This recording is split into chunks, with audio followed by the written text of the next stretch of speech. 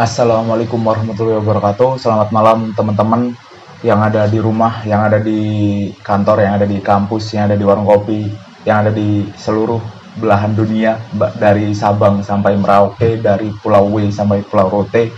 Di sini saya akan sedikit bercerita atau mungkin menjelaskan atau sedikit menerangkan ya, karena latar belakangnya memang ada tugas untuk memenuhi tugas mata kuliah untuk membuat atau menyajikan video pendek, sebuah video yang berisi tentang mauidhah hasanah berdurasi pendek. Ya, kita anggap seperti kultum mungkin ya, kuliah 7 menit. Jadi di kesempatan kali ini, atau yang lebih tepat video pertama ya, untuk konten pertama kali ini, saya ada sedikit penjelasan, sedikit keterangan perihal kasop, nasop, dan nasib. Mungkin teman-teman sudah banyak yang mengetahui, mungkin teman-teman bahkan sudah ada yang mempelajari, atau mungkin bahkan teman-teman banyak yang belum mengerti juga.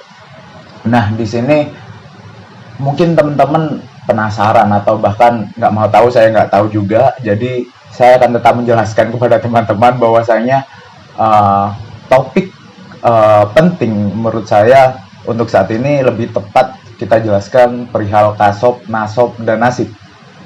Oke, sebelumnya perkenalkan dulu, nama saya Elang Akbar Wahyu Yuda Wibisono, salah satu mahasiswa di UIN Sunan Ampel Surabaya, Fakultas Dakwah dan Komunikasi, semester 6. Seorang manusia, seorang bunga kehidupan yang menolak hanya untuk sekedar tumbuh. Kita lanjutkan ke pembahasan. Mungkin kita bisa masuk ke pembukaan, bahwasanya teman-teman ada yang belum tahu nggak sih, atau ada yang sudah tahu perihal kasop, nasop, dan nasib. Tulisannya kasab, nasab, dan nasib. Jadi ini banyak orang-orang atau di luar sana masyarakat yang menjadi pertimbangan, sebagai pertimbangan hidup. Orang-orang itu menggunakan 3 pertimbangan itu tadi. Ada kasab yang pertama, yang kedua nasab, yang ketiga nasib. Jadi apa itu kasab, nasab, dan nasib? Kalau di agama Islam ya, atau di syariatnya, salah satu penulis di NU Online itu menerangkan bahwasanya kasab itu sebutan untuk orang Jawa. Orang Jawa menyebutnya kasab, yang aslinya pada kaidah tulisan bahasa Arabnya itu ada orang yang menyebutkan nisab, ada orang yang menyebutkan nusub. Itu banyak referensi terkait itu. Jadi yang pertama itu kasab. Orang Jawa menyebutkan kasab. Kasab itu apa sebenarnya? Kasab ini usaha yang dilakukan orang. Jadi ikhtiar yang dilakukan manusia ke setiap kegiatan atau ke setiap keinginan yang mereka ingin capai. Ikhtiar lah bahasa enaknya. Tapi orang Jawa menyebutnya kasab dari kata nisab dan atau dari kata nusub. Itu yang pertama. Terus yang kedua, nasab. Apa bedanya kasab dan nasab gitu? Seharusnya kita harus tahu dulu pengertian satu persatunya. Dari kasab itu tadi istilah enaknya atau pengertian enaknya itu ikhtiar atau usaha setiap orang, setiap diri manusia. Namun nasab ini yakni garis keturunan. Terus selain garis keturunan, baik buruknya seseorang atau sukses tidaknya seseorang itu dilihat juga di pertimbangan dari garis keturunannya, genetiknya. Apakah keturunannya keturunan orang baik, apakah keturunannya keturunan orang jahat, kita nggak tahu. Itu dilihat dari nasab. Makanya salah satu pertimbangan yakni ada nasab selain kasab dan nasib. Lalu yang ketiga ada nasib. Nah, nasib ini lain hal dengan kasab dan nasab. Nasib ini kalau kasab itu usaha dari tiap manusia, ikhtiar dari setiap pribadi. Nasab itu keturunan atau usaha dari nenek moyangnya dahulu, atau dari bapak dan kakek-kakeknya dulu. Nah, sedangkan nasib ini murni dari Allah Subhanahu wa taala. Murni yang ditakdirkan oleh Tuhan kepada hidup kita. Seperti halnya kasus mungkin teman-teman pernah mengerti bahwasanya ada haji yang dia haji bolak-balik, dia umroh seringkali naik pesawat dari Indonesia ke Mekah, bahkan bisa sebulan sekali atau bahkan setahun bisa 3 kali, bahkan sebulan ada yang sekali 2 kali lebih bahkan ya. Nah, di situ timbullah pengertian ada yang namanya haji kasop dan ada yang namanya haji nasib. Ada juga orang menyebutnya ini haji nisab kah, kata lain dari kasop, atau haji nasib gitu. Di sini apa maksudnya? Apakah orang ini naik haji atau berangkat haji, berangkat umroh itu karena menabung setiap harinya dari masanya dulu sampai dia berumur, misalkan berumur 40 gitu. Kumpul tabungannya terkumpul, usahanya sudah terkumpul jadi satu, dia baru bisa berangkat haji atau dia bisa menunaikan ibadah umroh ke tanah suci.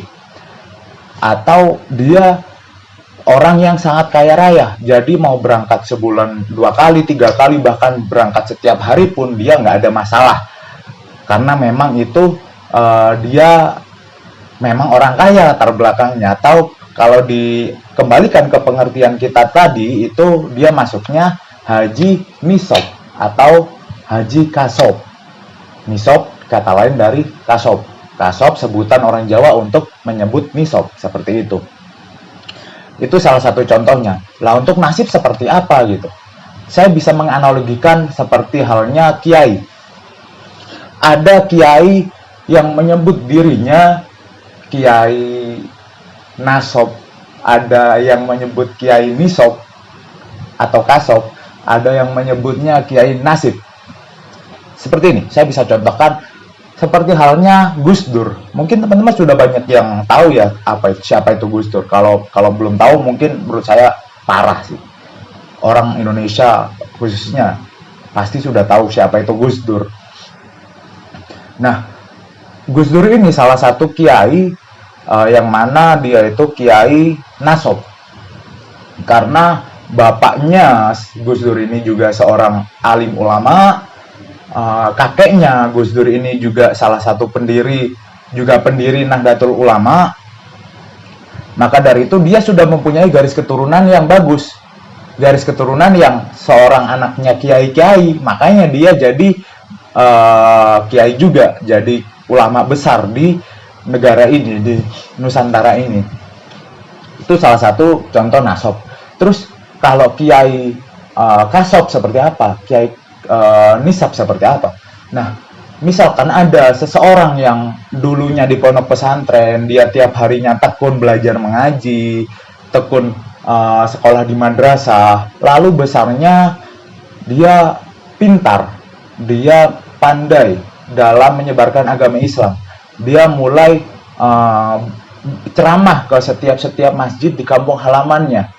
Itu dia bisa menjadi kiai seperti itu karena usahanya dahulu. Usahanya di sekolah dulu, usahanya di pondok pesantren dulu, usahanya di madrasah dulu. Seperti itu, teman-teman.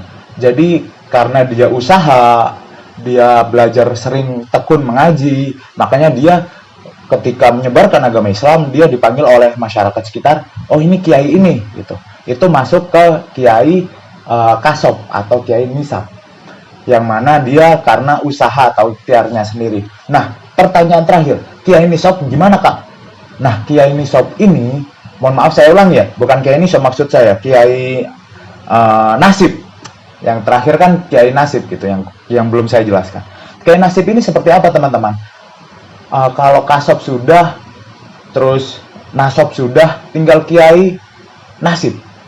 Dia nggak usaha, dia nggak punya garis keturunan, tiba-tiba dia mendapatkan sesuatu yang dia inginkan, atau bahkan mungkin dia nggak menginginkan, tapi dia mendapatkan itu gitu.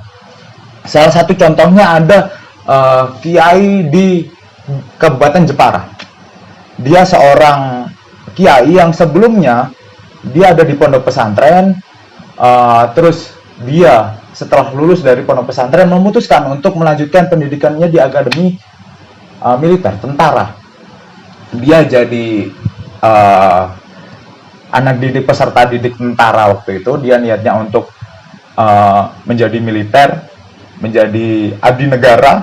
Namun setelah lulus dari pendidikannya, dia malah bukan dinas sebagai tentara, tapi dia malah menjadi lebih enjoy, lebih sering, lebih senangnya dia untuk menyebarkan agama Islam di kampung-kampung halamannya.